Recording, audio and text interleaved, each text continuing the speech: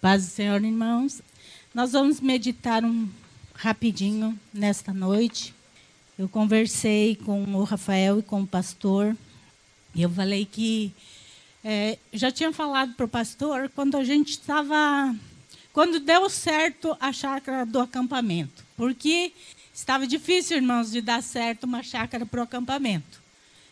Carnaval é complicado para a gente conseguir. E aí eu falei, olha, no sábado à noite, nós vamos fazer mais louvor e nós vamos fazer mais busca por Deus, mais oração, mais quebrantamento. E quando nós estávamos em reunião e a gente pediu assim, qual vai ser o tema do acampamento? E aí o irmão Douglas sugeriu o tema do acampamento. Qual é o tema do acampamento este ano? Nascer de novo. Está baseado em João 3, versículo 7. Nós só vamos ler este versículo mesmo, não quero me aprofundar. É a passagem de Jesus com Nicodemos. Jesus falou para Nicodemos que ele precisava nascer de novo. E aí no versículo 7 ele diz, não te maravilhes de ter te dito, necessário é nascer de novo. Quem aqui já nasceu de novo? Mas eu fiquei pensando sobre nascimento. Por que Jesus usa essa expressão e nós usamos como cristãos o nascer de novo? Nascer de novo. E eu fiquei pensando o que é um nascimento. É uma nova vida. É uma vida que começa a se formar. E há todo um caminho, né? A criança, ela não nasce já cantando, falando, caminhando. Não, né? Existe um processo. Ela nasce e aí começa um processo que vai, né? Até chegar na vida adulta e tomar suas decisões. E, na verdade, nós que somos adultos também vemos que é sempre um processo. É sempre um processo. Nós nunca paramos de crescer. Nós achamos que já sabemos tudo, de repente surge algo novo. Por exemplo, geração mais nova aqui, todo mundo sabe o que é a internet, não é mesmo? Mas não vou contar a idade aqui, mas só de alguns. Pastor Isaías, missionário, Toninho. Vocês podem ver, irmãos, que nós vivemos, nos nascemos, nos tornamos adolescentes, nos tornamos adultos e não sabíamos, nem tínhamos ideia do que era internet. Quando começou a internet, era de escada, né? Nós somos do tempo que para você ter uma linha de telefone, precisava pagar, irmãos, e era caro. Uma linha de telefone, para você ter um telefone na sua casa, era muito caro. Eram poucas pessoas que tinham telefone em casa, porque era um luxo. Não era algo natural. Hoje, cada casa tem 4 na casa, tem 4 telefones na casa. Se tem 10 na casa, tem 10 telefones na casa. Então, nós tivemos que nos adaptar a essa nova realidade de internet e tudo. Então, quando nós achamos que já estávamos sabendo tudo, nós tivemos que começar do zero, aprendendo algo novo. Então, essa expressão que Jesus usa do nascer de novo, é que a nossa vida cristã, ela não é uma vida cristã parada, cansativa. Não é uma vida cristã rotineira. Ela só é assim se nós deixarmos que ela seja assim. Porque a vida cristã, ela está sempre em movimento. Deus tem sempre algo mais para nós. Tanto para nos ensinar, quanto para nos dar, quanto para nos usar, quanto para nos fazer frutificar. A nossa vida cristã, ela é um constante movimento, é um constante aprendizado, é um constante crescimento. E se nós estamos parados na nossa vida cristã, e a nossa vida cristã já virou uma rotina de devocional, ir na igreja, papapá, e você não sente mais Deus, não sente mais o fluir de Deus, tem alguma coisa errada. Uma criança, quando nasce e ela chega a uma idade e ela para de crescer, de se desenvolver, é porque existe um problema com essa criança. Aconteceu algo que está impedindo ela de crescer. Então, ela precisa de um diagnóstico, de um tratamento, ela precisa urgentemente de cura para ela voltar à normalidade. Então, se a nossa vida cristã virou uma rotina, nós precisamos urgentemente de cura. Alguma coisa deu errado. Alguma coisa na nossa vida deu errado. Porque a vida cristã é um nascer de novo, e é eu crescer, e é eu progredir. Paulo diz até chegar à estatura do varão perfeito. Nós não vamos chegar à estatura do varão perfeito aqui nesta terra, mas nós temos que começar aqui. Nós vamos conseguir essa estatura lá no céu, mas nós temos que começar aqui. E nós estávamos falando hoje ali sobre aquele avivamento lá nos Estados Unidos, e muito comentado essa semana. Não estou lá para dizer que é um avivamento, que não é, mas eu sei que Deus age quando há pessoas que buscam Ele. Então, sei que Deus está agindo ali. Agora, os irmãos estão, nossa, e eu brinquei assim. Tem muitos irmãos aqui, nossa, você viu o que está acontecendo lá? Irmãos, os jovens passaram mais de 140 horas lá, em busca por Deus. Aqui na igreja, eu falei hoje ali, falei aqui na igreja, o irmão ora 2 minutos. 2 minutos. E levanta o joelho e fala assim, Deus não fala comigo. Irmãos, em 2 minutos de oração, não tem como Deus falar com você. Não tem como Deus se abrir para você. Onde não há busca, não há derramamento do Espírito Santo. Simples assim. Então, tem muitos jovens, muitos adultos olhando lá para os Estados Unidos. Nossa, que maravilha! Irmãos, isso pode acontecer em qualquer lugar onde se busca Deus verdadeiramente. Não é uma exclusividade dos americanos. Não é. É uma realidade para quem busca Deus. É uma realidade de quem quer nascer de novo e que está no processo de cura e de crescimento na presença de Deus. Então, muitas vezes nós olhamos lá, olhamos para fora e dizemos, nossa, que lindo! Por que não acontece comigo? Porque você não busca. Simples assim. Você não ora. Não há.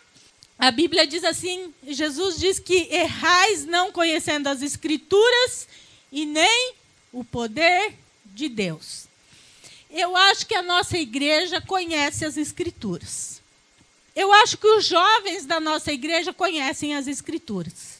E eu estou falando dos jovens porque eu pago pau para vocês, jovens. Porque, olha, que eu saiba, deve ter uns 2 ou 3 jovens só que não fazem devocional todo dia e mandam os devocional todo dia. Que eu saiba, são poucos. A maioria dos jovens, e eu falo jovens, falo adolescentes, e tem criança que manda devocional todo dia para o pastor. Então, eu acho que da palavra, a nossa igreja, está joinha. Vocês conhecem a palavra. Vocês têm se empenhado na palavra. Eu sei que é chato todo dia. Ai, se eu não fizer, o pastor vai me cobrar. Às vezes a gente vai fazer com aquela má vontade. Mas o pastor vai me cobrar. E daí a gente termina o devocional. Como que eu não tinha visto isso antes nesse texto? Eu já li esse texto tantas vezes. Por que eu não vi isso? E a gente sai do devocional tão feliz. Puxa, aprendi algo novo hoje. Então, da palavra nós estamos joinha. Mas no poder de Deus, eu acho que a nossa igreja ainda precisa de mais oração. precisa de mais busca, de mais quebrantamento. E alguém estava falando na internet, mas será que é avivamento que está acontecendo nos Estados Unidos? Não sei. Mas uma coisa é certa, irmãos, avivamento não é festa. Nunca foi e nunca vai ser. O avivamento que os cantores gospel, principalmente aqui no Brasil, querem apresentar, é música, é luzes, é uma festa. Isto é festa, não é avivamento. Avivamento se dá com quebrantamento. Avivamento é palavra, confissão de pecados e busca por Deus. Então, se tiver esses 3 requisitos, eu posso dizer sim, está começando um avivamento. Mas se for só festa, irmãos, é uma festa gospel. Nada mais que isso. Avivamento, ele tem que vir do coração. E por que quebrantamento? Porque eu só reconheço os meus pecados, os meus erros e as minhas mazelas, quando eu realmente abro o meu coração para Deus. E olho para dentro dele e falo, Senhor, preciso de ajuda. Senhor, socorre-me. Sou pecador. Se caso contrário, irmãos, não há quebrantamento diante de Deus. E nós precisamos entender que nascer de novo é viver uma vida totalmente diferente do que a gente vivia antes de Cristo. É viver uma vida que pode ser extraordinária todos os dias. E não uma rotina. E a igreja precisa buscar mais ao Senhor. Porque nós estamos vivendo dias difíceis. E eu falo para vocês, se hoje dissessem, a partir de hoje, quem não colocar uma marca está fora. Quantos daqui suportariam a pressão? Quantos daqui não aceitariam a marca? Quantos daqui estariam dispostos a perder tudo por não aceitar o anticristo? E abrir mão de muita coisa? É abrir mão da sua comodidade, da sua vidinha tranquila, do seu emprego. É abrir mão, às vezes, até da sua família, que não vai entender. Quantos estariam dispostos? Quantos realmente estariam dispostos a pagar o preço? Quanto a Marga está disposta a pagar? Então, irmãos, nós precisamos entender isso que Jesus disse. Paulo entende isso tão bem, de maneira tão clara, porque nós sabemos quem era Paulo. Paulo, antes de ser discípulo de Jesus, ele perseguia a igreja, ele matava, ele tinha um alto poder na sociedade, ele era um homem bem visto, né, na sociedade, tanto pelos judeus quanto pelos romanos que na época estavam dominando os judeus. Ele era o Paulo, né, o Saulo. Mas ele teve um encontro com Jesus e ele nasceu de novo e ele nunca mais voltou para a vida de antes. Paulo começou seu ministério 14 anos depois da sua conversão. 14 anos depois da sua conversão, Paulo começa seu ministério. E nós não vemos Paulo, estou tão cansado, servir a Jesus não é fácil, eu vou dar um pulinho, ver como era a minha vida antes. Nós não vemos. O que nós vemos na vida de Paulo? Paulo suportando tudo por Cristo. E aí Paulo, ele tem a melhor resposta do que é nascer de novo, porque ele diz assim, já estou crucificado com Cristo. Vivo, não mais eu, mas Cristo vive em mim. Então Paulo entendeu toda a abrangência do nascer de novo. Eu não vivo para mim mesmo, para satisfazer os meus desejos, as minhas vontades. Eu não nasci de novo para que Deus fizesse com que os meus sonhos fossem realizados, ou que Deus, então, cumprisse todos os meus desejos. Tem muita gente confundindo Deus com aquele mágico da lâmpada lá, né? Que pede os desejos e é atendido. Tem muito cristão que acha que Deus é isso. Aí eu vou dobrar meu joelho, eu vou pedir isso e Deus tem que me dar. Deus, Ele já te deu o melhor dele, que foi Jesus Cristo. Ele já te deu o melhor, que foi Jesus. O que vier é acréscimo, irmãos. O que vier na nossa vida é acréscimo, é bondade, é misericórdia de Deus. E é isso que nós precisamos entender. Deus quer, sim, um povo santo que busque a Ele de todo o coração. Nascer de novo é matar a natureza humana, é matar o pecado, o desejo pelo pecado. Às vezes nós matamos o pecado dentro de nós, porque o irmão vê, o pastor vê, e nós matamos o pecado dentro de nós. Mas nós não matamos o desejo pelo pecado. E quando nós não matamos o desejo pelo pecado, irmãos, nós estamos sempre em cima do muro, sabe? Qualquer coisinha faz a gente cair de novo. Porque o desejo do pecado ainda está dentro de nós. E eu digo que é mais difícil matar o desejo do pecado do que o próprio pecado. Às vezes nós matamos o pecado, mas não matamos o desejo do pecado. Nós estamos na igreja sempre olhando com o olho lá, naquilo que eu desejo. Ah, mas tal coisa. Mas não deve ser tão pecado assim. E aí nós nunca nos entregamos totalmente para Deus. Porque nascer de novo é deixar toda a natureza humana, carnal, de lado.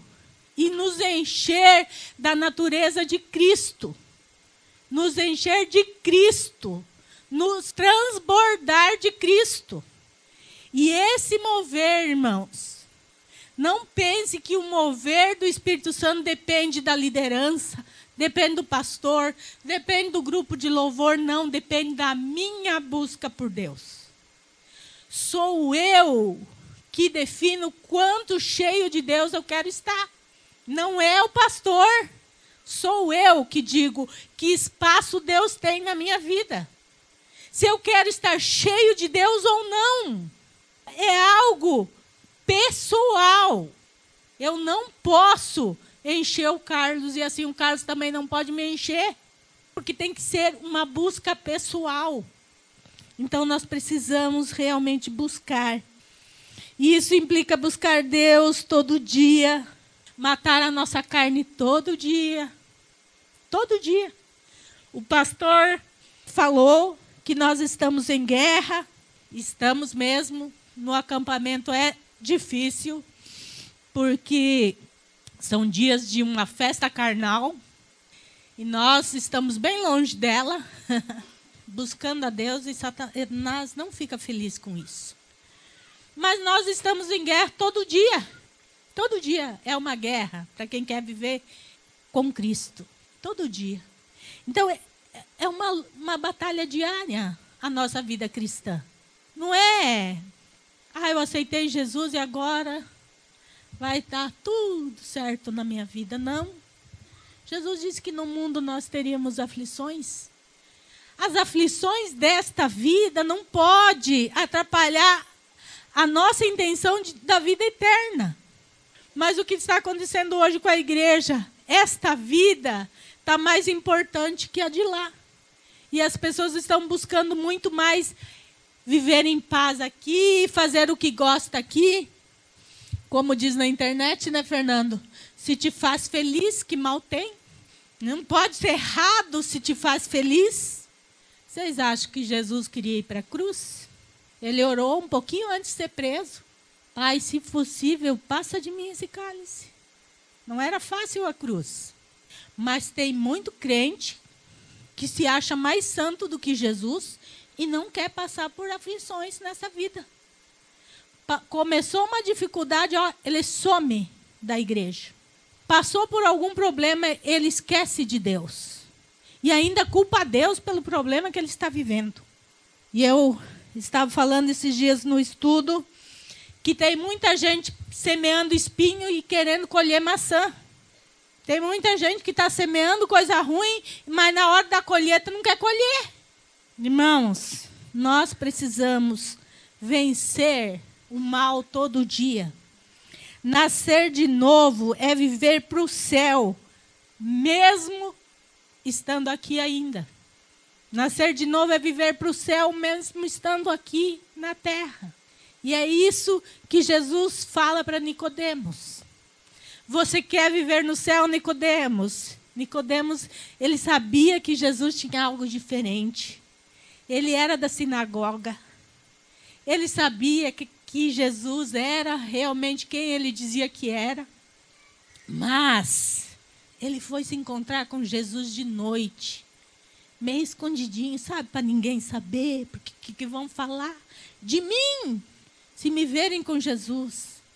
E aí Jesus vem e fala assim, Nicodemos, você precisa nascer de novo.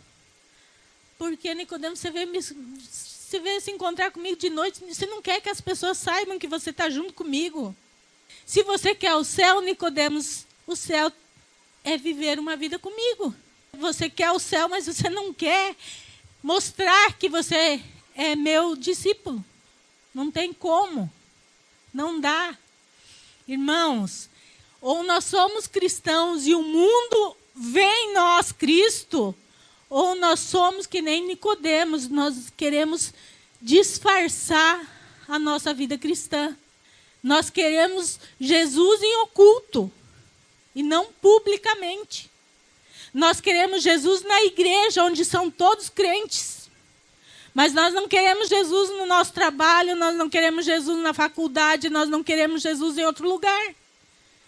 Nós queremos viver uma vida fantasiosa de cristãos.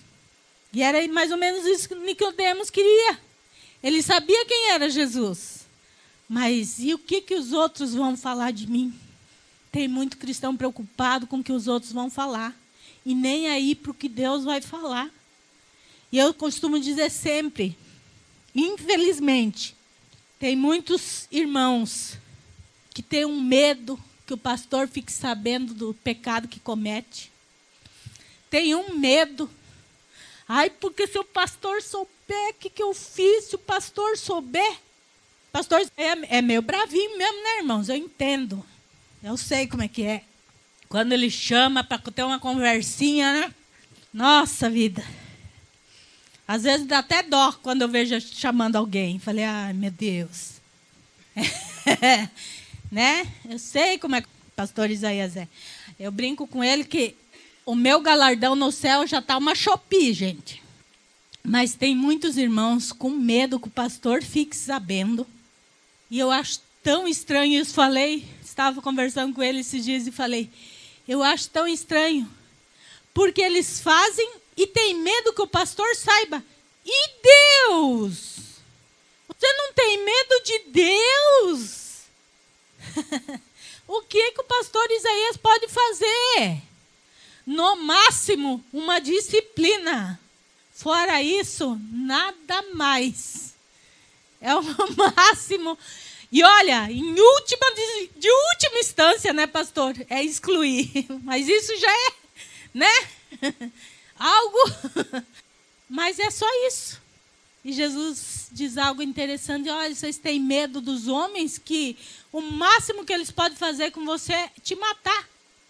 Vocês deviam ter medo de quem pode, além de matar, jogar sua alma no inferno.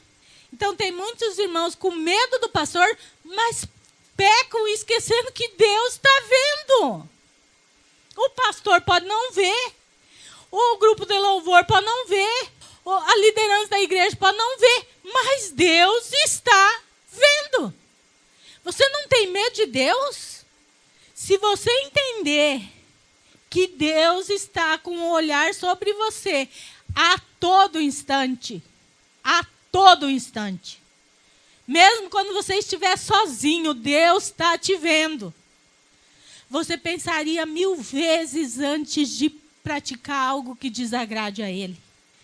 Temer a sua liderança é bom, é bíblico.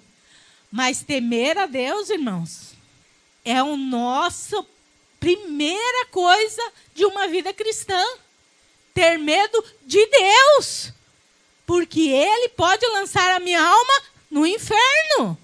E é isso que está faltando no meio da igreja, temor. O cristianismo saiu de um rigor excessivo para uma liberdade excessiva. Se perdeu o equilíbrio. Irmãos, nós precisamos, com urgência, nos voltarmos para Deus. O quanto antes. Com quebrantamento, com busca, com oração, com confissão de pecados. Nós cantamos um hino de comunhão aqui, o primeiro hino. Quantos irmãos que precisam perdoar, que não perdoam? Quantos irmãos que precisam pedir perdão e não fazem? E aí se pergunta, por que o outro tem uma experiência tão grande com Deus e eu não tenho? Primeiro, a gente limpa o nosso coração, para depois o Espírito Santo nos encher. E é assim que funciona um avivamento real com Deus. E isso é pessoal e intransferível. Cada um precisa fazer por si. Cada um de nós. E nesta noite, que nós possamos clamar, realmente clamar, para que Deus nos encha, para que Deus nos levante como povo seu realmente, para que você não fique só nos seus devocionais, mas que você leve Jesus para onde você for, que você seja uma testemunha de Jesus, por onde você for, não só no meio da igreja, mas no meio da sua casa, no meio do seu trabalho, da sua escola, onde você for. Que as pessoas digam, este é de Cristo. Então, nesta noite, nós vamos orar. E nós vamos clamar. E nós vamos buscar a Deus. Se você tiver que pedir perdão, peça. Se você tiver que perdoar, perdoe. Se você tiver que confessar pecado, confesse. Não para mim, não para o pastor, mas para Deus. E deixa Deus te encher. Deixa Deus te fazer transbordar. Deixa Deus te usar. Deixa Deus te dar dons. Mas se coloque na posição correta. Nascer de novo é se entregar nas mãos de Deus totalmente.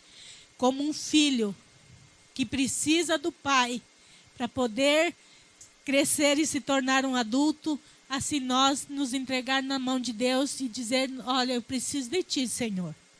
Eu sou ainda um bebê e eu preciso que o Senhor me cuide, me ensine, me corrija, porque todo pai corrige o seu filho, por amor. Então, deixar nascer de novo é nos tornarmos assim nas mãos de Deus. Um pequeno ser que diz, olha, eu quero me tornar como meu pai, porque eu quero morar no lugar que meu pai mora. Então, deixa Deus te moldar, deixa Deus te tratar. E é isso que Deus quer de nós, como igreja. Mais de Deus, menos de nós mesmos.